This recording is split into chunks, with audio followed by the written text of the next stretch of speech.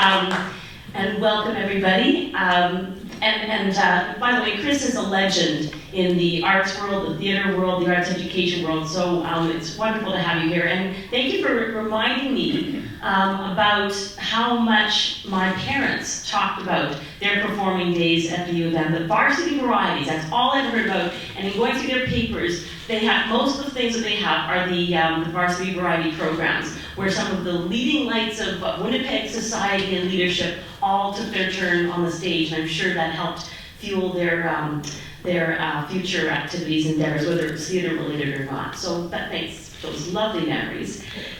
This is a very exciting moment for us, so thank you all for sharing it with Mike and me.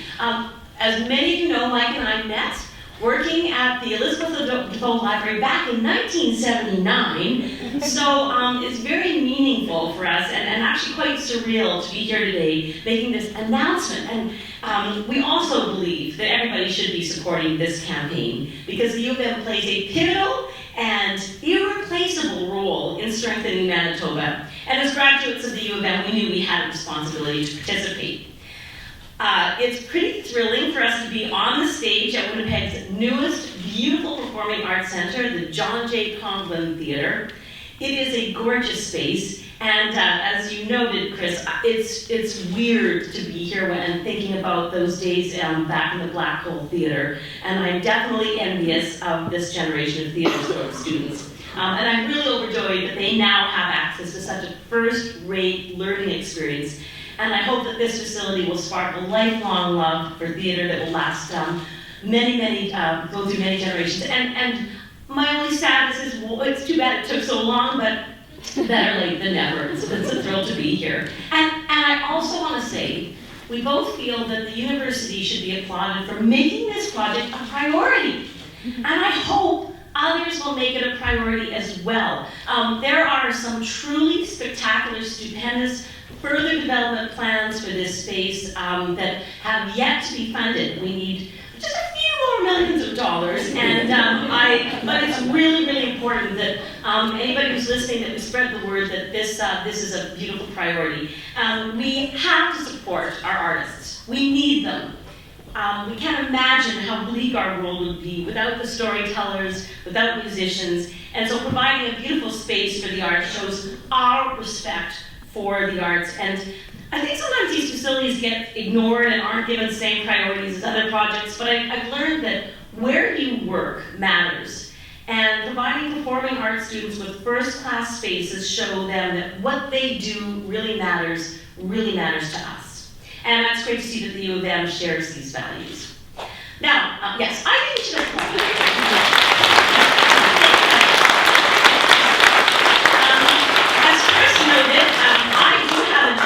Love of theater, and I do have my parents to thank for that, because they took us, whether it was Broadway or Rainbow Stage, they were always taking us to theater, and Mike's parents actually were both very, very huge supporters of the arts too, so that was something that we both had in common. And it was here at the Black Hole Theatre that I was truly swept up in the journey of personal discovery that theater inspires in all of us. I love how everybody gets something different out of being in a play. And whether you're in the spotlight, or you're working backstage, or even in the audience, theater puts us in someone else's shoes and encourages us to discover who we are and to commit to a role with conviction and actually to learn empathy. And the same skills and insights that I learned in theater have definitely served me well in my professional life. Even if you never take up a professional career in theater, it teaches us so much. It teaches communication. It teaches working as a team and how to listen and how to improvise, because life does not always follow the script. And most of all, what I like is it teaches you to go forward with confidence when you're quaking with fear. And hopefully the world doesn't see that. It also taught me the importance of what audiences don't see, that those who work behind the scenes and who contribute just as much to a successful endeavor, but who aren't in the limelight.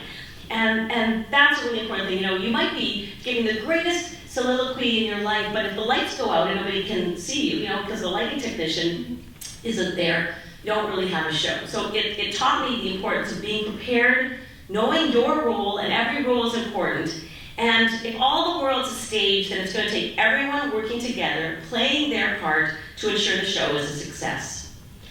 I do want to give a shout out to my wonderful family, my parents who aren't here, because they did inspire us to make the arts a priority and ensure our beloved province's success. We support education, we support human rights, we support so many things, but supporting the creative arts and our performing arts in Manitoba really meant a lot to them. And it's wonderful to see that our province also makes that a priority. We can be very proud as Manitobans that Manitoba is a leader in the arts. And this is also what's inspiring us to create inspiring spaces for the arts to continue to flourish. So just to wrap up, when Mike and I learned about the Tache Arts Project, we were definitely inspired. We are both avid devourers of live theater, film, music. I'm more opera, Mike's more Iggy Pop, but it's music apparently. But here was this incredible opportunity for us to contribute to a theater program that has enriched our communities for years. I didn't know it's like over 100 years. That's incredible. So it's with great pleasure that Mike and I announce our gift of $2 million